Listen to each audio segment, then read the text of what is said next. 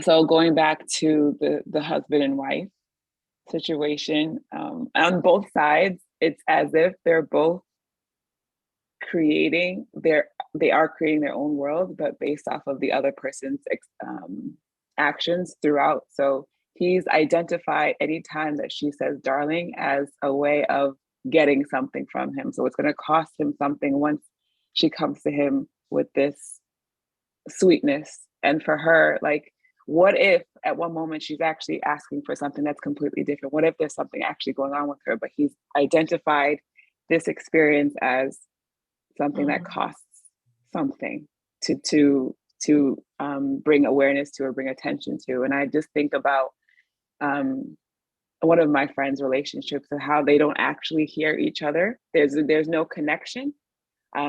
They've identified with whatever it is that the other person has done to cause them a lack of something. So in Nasruddin's case, he's losing money because he's paying for all of her dresses, this house, this furniture, and all these things.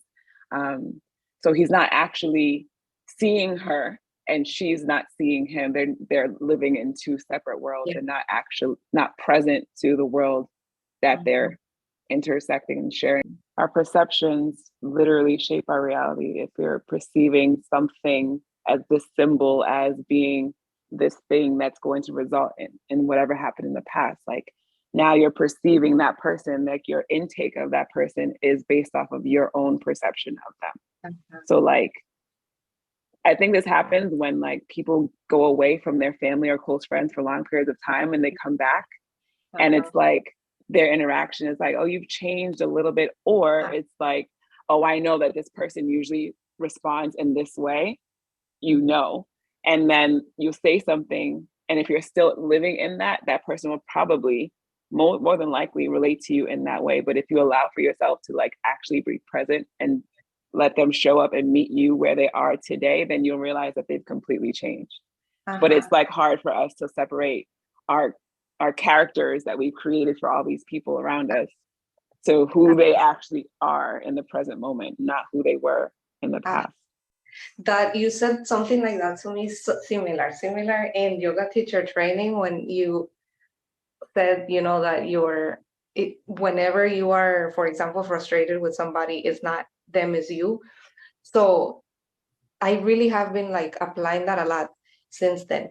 And it's interesting because for some people, especially with family or like with my mom, like just for example, like with my mom, when I'm not aware, when I'm not present, she's my mom. So it comes with a list of duties of a mom, so I'm seeing her with this list of expectations.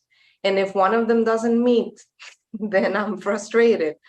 But I started to work on that, and it's almost as if I am getting to know her all over again as a person, just without like my assumptions, without my emotional whatever, like, oh, you're supposed to say this or not say this or act like this because you're my mom.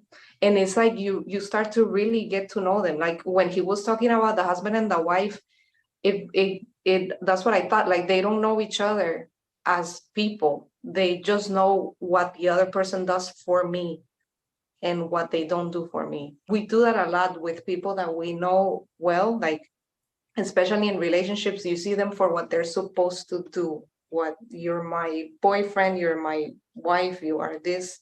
So it comes with a list of like a job description.